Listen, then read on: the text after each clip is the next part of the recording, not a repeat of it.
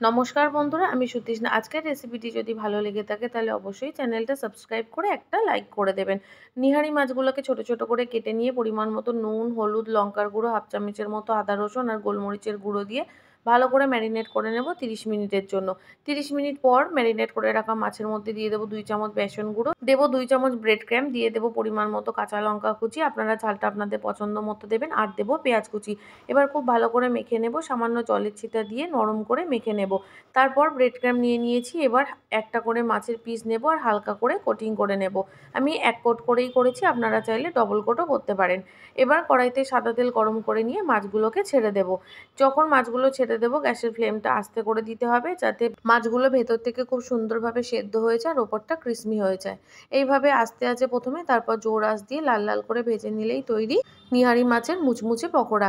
রেসিপিটা কেমন হয়েছে অবশ্যই কমেন্ট করে জানাবেন, ভালো লাগলে শেয়ার করে দেবেন।